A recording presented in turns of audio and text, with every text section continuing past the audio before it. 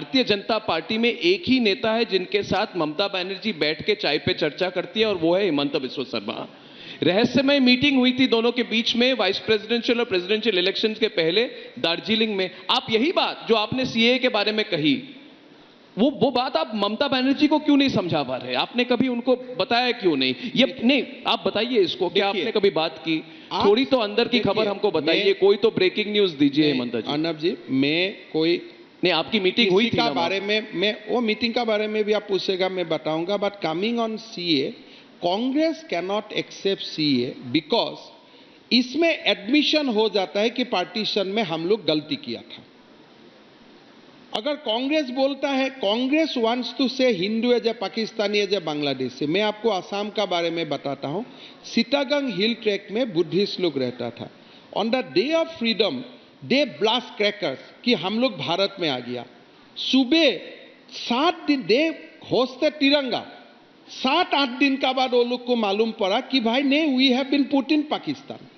तो दो लोग लकीर खींच देगा ये भारत और पाकिस्तान है, और हिंदू बन गया पाकिस्तानी। वो कभी नहीं होगा, हो नहीं पाएगा। आप हिंदू का साथ अन्याय मत कीजिए। हम नहीं बोला हूं कि मुसलमान का साथ अन्याय कीजिए, मैं वो भी नहीं बोलता हूं। अगर मुसलमान का भी कहीं तकलीफ है, भारत जैसे हो सकता है उनको मदद करे और कर ही रहा है, मेरा उसमें कोई इश्यू नहीं है। लेकिन हिंदू इधर ही आएगा, और हिंदू का कोई एड्रेस नहीं है पूरा विश्व में।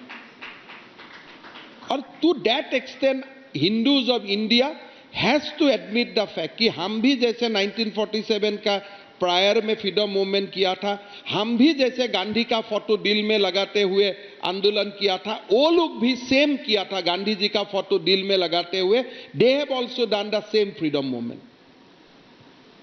हो सकता था उस समय, मैं नहीं जानता उस समय टाइम एंड कॉन्टेक्स्ट कहां है, बट नेहरू जी को सारे हिंदू को उस समय ही भारत में लेके आना चाहिए था। The moment Jinnah declare that Pakistan will be Islamic country, बस हो गया, आप तो रह नहीं सकते हो, आपको लेके आना चाहिए था उसी समय। आप नहीं ले आए, क्या सिचुएशन था, क्या था, मेरा पता नहीं है। लेकिन this CA is a long, ये it is a justice of the long pending exploitation of Hindus in our subcontinent. One thing I must say कि आप बिल्कुल क्लियर है अपने थिंकिंग में, आप कोई इसमें कोई एम्बिग्विटी वाली बात नहीं है। और मैं ये भी सोच रहा था कि जब आपकी बात मैं सुन रहा हूं तो मुझे ये लग रहा है कि हेमंत दा 2019 के फरवरी के 2 तारीख को हमने रिपब्लिक भारत का उद्घाटन किया था, हमने लॉन्च की थी। और उसके चंद महीने बाद सरजील इमाम थे कि अभिषेक कौन थे जिन्होंने कहा था कि चिकन्स ने कहा, सरजील इमाम थे ना? हाँ प्रीति, सरजील इमाम ने कहा था कि भाई लोगों को इकट्ठा करो, ये 20-30 किलोमीटर का लाइन है, चिकन स्नेक है, इसको अगर हम तोड़ देंगे तो भारत का पूर्वोत्तर भारत से अलग हो जाएगा।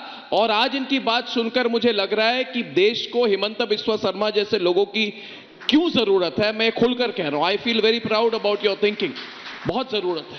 Do you also consider that to be a threat? We talk about the geo strategic threats to this country.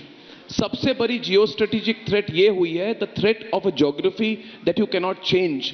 हम हमारे नेबरिंग कंट्री का नाम नहीं बदल सकते, उसका अस्तित्व, उसकी मानसिकता नहीं बदल सकते, मगर क्या हम उन लोगों की मानसिकता बदल सकते हैं जो देश में रहते हुए अपने आप को, जिनको हम कहते हैं टुकड़े टुकड़े गैंग, जो भारत में रहते हुए भारत की अखंडता की तरफ इस तरह से इशारा करते हैं, इस तरह से बात करते हैं? हेमंत दा, नहीं, अभी हमारा देश का दुर्भाग्य यही है कि आप जिसको टुकड़े टुकड़े गैंग बोलता है, अभी भारत जोड़ो यात्रा कर रहे हैं।